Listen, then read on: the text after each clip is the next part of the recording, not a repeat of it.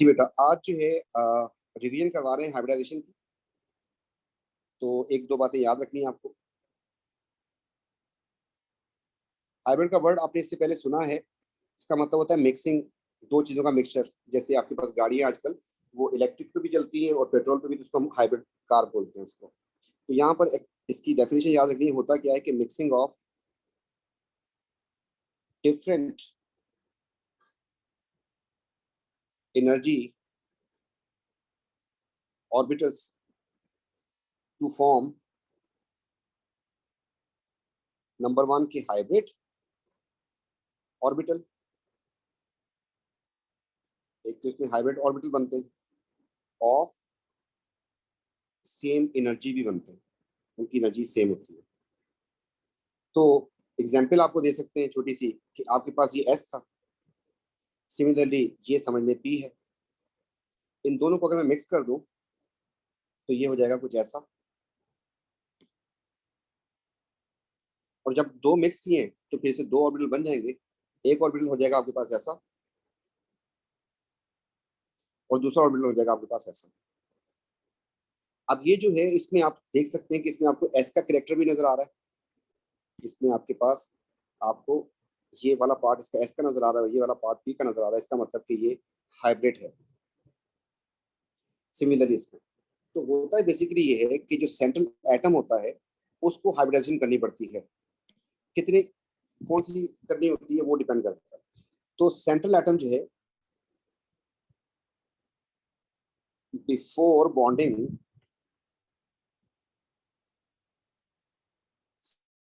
Central atom undergo hybridisation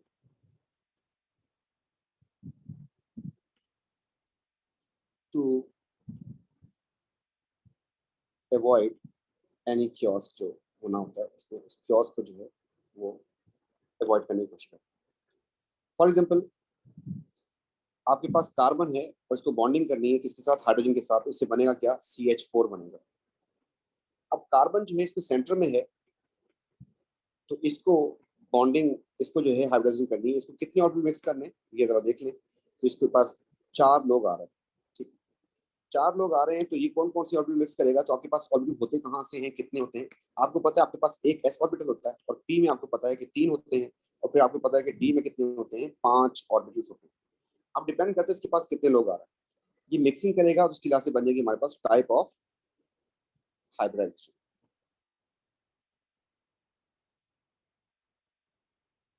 तो कौन सी type की हाइब्रिडाइजेशन है, ये डिपेंड करती है आपके पास किस चीज के ऊपर, कि इलेक्ट्रॉन पेयर कितने हैं।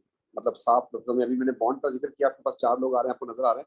तो इलेक्ट्रॉन पेयर कर लेंगे जरा, अच्छा हो जाएगा। इलेक्ट्रॉन पेयर किस चीज से बनता है, इलेक्ट्रॉन पेयर सम होता है बॉन्ड पेयर का, bond pair plus lone pair का। यहाँ पे एक और बात याद रखनी है आपको, कि अगर सिंगल बॉन्ड हो, चाहे डबल बॉन्ड हो, चाहे ट्रिपल बॉन्ड हो, इन सबको हम एक ही बॉन्ड पेयर कंसीडर करते हैं। तो जैसे जितने इलेक्ट्रॉन पेयर होंगे, इससे आपको पता चल जाएगी क्या चीज, हाइब्रिडाइजेशन। इलेक्ट्रॉन पेयर आपको हाइब्रिडाइजेशन बताएगा। तो इलेक्ट्रॉन पेयर कितने कितने हो सकते हैं, इलेक्ट्रॉन पेयर, और फिर जो है टाइप बन जाएगी हमारे पास हाइब्रिडाइजेशन कौन सी होगी।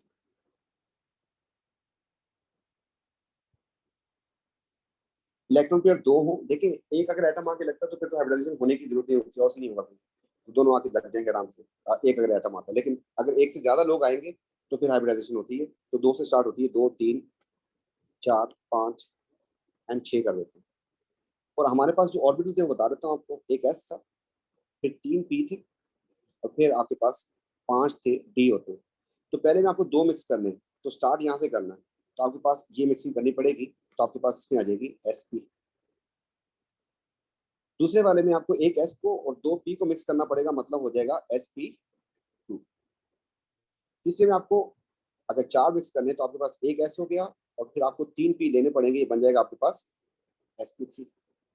अगर 5 है आपके पास तो आपको करना पड़ेगा SPP, 4 हो गए। अब आपको एक पांचवा भी लेके आना है, तो पांचवा आपके पास यहाँ से आएगा, ये देख लें 5। आपके पास पूरे कर दिए हमने। इसकी टाइप जो बन जाएगी दैट इज sp3d बन गया। सिमिलरली 6 में क्या है, sp एंड p, और फिर आपको d 2 दफा देखना पड़ेगा, तो ये बन जाएगा आपके पास sp3d2। ये इनकी हाइब्रिडाइजेशन होगी। तो अगर 2 इलेक्ट्रॉन पेयर होंगे तो उसमें sp होगी, 3 होंगे तो ये। इसी बेस के ऊपर अब इससे आपको एक चीज और पता है कि जितने इलेक्ट्रॉन पेयर हो उसकी से उसकी ज्योमेट्री बनती है, एंगल बनता है। तो अगर मैं एंगल्स निकालने की कोशिश करूं तो इनकी शेप की बात भी सामने आ जाती है। तो 2 में एंगल कितना होता है 180, 3 में कितना होता है 120, 4 में कितना होता है 109.5, ठीक है। और फिर जो है वो चेंज होना शुरू हो जाता है लोन पेयर के हिसाब से। और इस वाले में आपके पास इस तरीके से ये आ रहा था। तो अब जो है आपको करना क्या होगा, फॉर एग्जाम्पल आपसे कहता है कि हाइब्रिडाइजेशन बता दें आप इसमें कि कौन सी हाइब्रिडाइजेशन है और कौन कौन सी है, तो हम सब बता सकते हैं इधर। तो उससे पहला कहा कि उसने आप बताएं कि इसमें कितनी हाइब्रिडाइजेशन है। सिमिलरली इसका पूछा है आपसे और फिर आपसे पूछा है इसका। तो आपको करना क्या है, इलेक्ट्रॉन पेयर काउंट करने। इलेक्ट्रॉन पेयर में आपको लोन पेयर नॉर्मली बना के नहीं देता। तो कार्बन के पास तो लोन पेयर कोई होगा नहीं, है ना, होता भी नहीं है, 4 के 4 यूज हो गए। ऑक्सीजन के पास कोई लोन पेयर होंगे और वो आपके पास ये बना दिए 2 लोन पेयर। तो पहली इसकी हमें बतानी है हाइब्रिडाइजेशन। किसी एक की शुरू करते हैं। तो इसकी बोला तो इसकी सराउंडिंग में देखें कितने लोग आ रहे हैं, 1 2 3 एंड 4। आप देख लो 4, 4 का मतलब क्या हो गया sp3। और एंगल भी आपको पता है इसका 109.5। 4 में एंगल कितना होता है ये भी पता है आपको। और देखते हैं दूसरे वाले को। जब दूसरे वाले में जाते हैं तो इसमें आपके पास 3 बॉन्ड पे इलेक्ट्रॉन पेयर आते हैं। क्यों, डबल बॉन्ड को भी एक ही कंसीडर करना है। तो 3 में आपके पास जो है 3 लिखें। 3 में आपको पता है किस किस को मिक्स करना है, sp2 हो जाएगा। और इससे एंगल भी आपको पता है 120 का होगा। इस तरीके से नेक्स्ट वाले में आ जाते हैं आप। तो नेक्स्ट वाले में आपके पास 1 और 2 और 3 और 4, मतलब इलेक्ट्रॉन पेयर में बॉन्ड पेयर लोन पेयर दोनों को सम करना है। तो 4 में यहां से हमने लिखा 4, और 4 में आपको पता है कि हाइब्रिडाइजेशन कौन सी हो जाएगी, sp3 हो जाएगी। और एंगल भी आपको पता है कि इसमें कितना हो जाएगा 109.5। अब 2 लोन पेयर की वजह से हम -2.5 एंड -2.5 कर देंगे तो ये भी निकल आएगा। ठीक है, इसका मतलब ये हुआ कि दोनों की हाइब्रिडाइजेशन गौर से देखिएगा। इसकी भी sp3 है, इसकी भी sp3 है। लेकिन इसका एंगल, इसका जो बॉन्ड एंगल बन रहा है, इसका बॉन्ड एंगल बन रहा है, इसका मतलब कि हाइब्रिडाइजेशन की टाइप के ऊपर हम बेसिक शेप निकाल सकते हैं, लेकिन एक्चुअली बता सकते हैं कि हम हमेशा बोले कि sp3 हमेशा टेट्राहेड्रल होगा या 109.5 वाला होगा। इसी बेस के ऊपर जो है कुछ और क्वेश्चन करने हैं, उसमें जो है आप इसकी हाइब्रिडाइजेशन पहचाननी होती है, वो आप पहचान सकते हैं। मैं यहाँ पर एक और मॉलिक्यूल बना लेता हूँ सल्फ्यूरिक एसिड का। तो ये आपके पास जो है सल्फ्यूरिक एसिड बन गया, ये बन गया सल्फ्यूरिक एसिड। तो हमसे जो पूछ सकता है वो सेंट्रल एटम पूछ सकता है। सेंटर इसमें एक ऑक्सीजन बन रहा है और एक इसमें सेंटर बन रहा है सल्फर, ठीक है। तो दूसरा ऑक्सीजन भी ऑक्सीजन ही है। सल्फर के पास 6 इलेक्ट्रॉन्स होते हैं, तो 6 के 6 आपके पास यूज कर लिया आपने।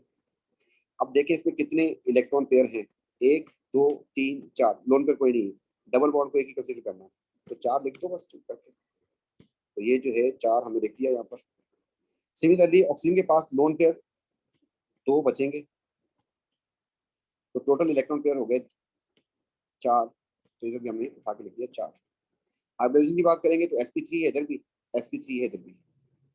इस तरीके से अगर शेप की बात करेंगे तो आप 4 से शेप बता सकते हैं।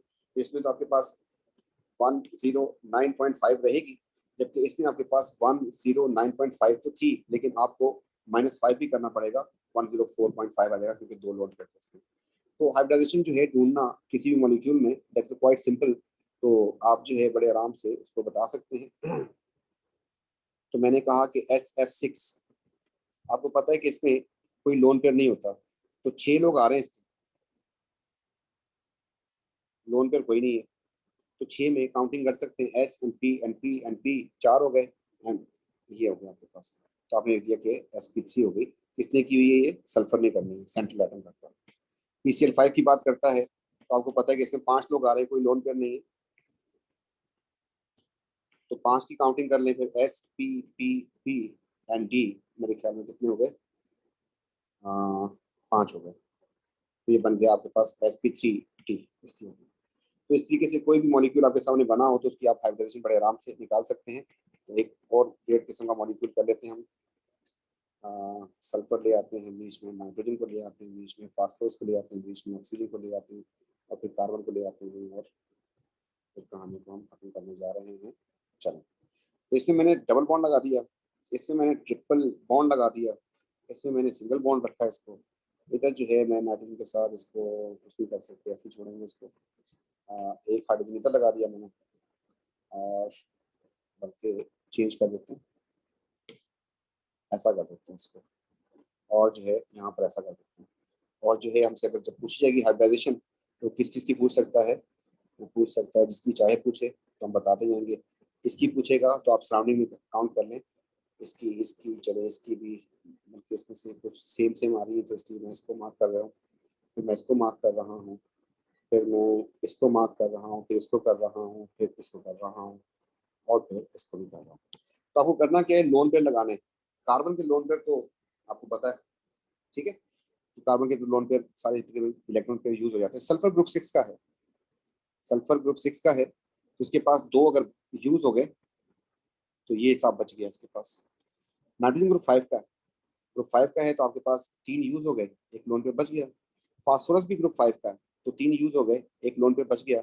ऑक्सीजन के पास 2 लोन पेयर होते हैं, आपको पता है कि ग्रुप 6 का है, ये हो गया सब। चले तो गिनती करनी शुरू करते हैं, बस गिनती तो करनी हो तो कुछ नहीं करना। इसकी सराउंडिंग में कितने लोग आ रहे हैं, 1 2 और 3, देखें फिर 3। अगले वाले की सराउंडिंग में कितने आ रहे हैं जो उसने पूछा है, 1 और 2। डबल और ट्रिपल बॉन्ड को एक ही काउंट करते हैं, तो 2 का मतलब 2, लिख दो 2। उससे अगले वाले में आपसे कहा रहा है इसमें, तो आप देखें इसकी सराउंडिंग में 4 लोग आ रहे हैं, तो आप देखते हैं 4। इसकी सराउंडिंग में अगर चेक करते हैं तो आपके पास 1 2 3 और 4 आ रहे हैं, तो आपने इसको भी लिख दिया 4।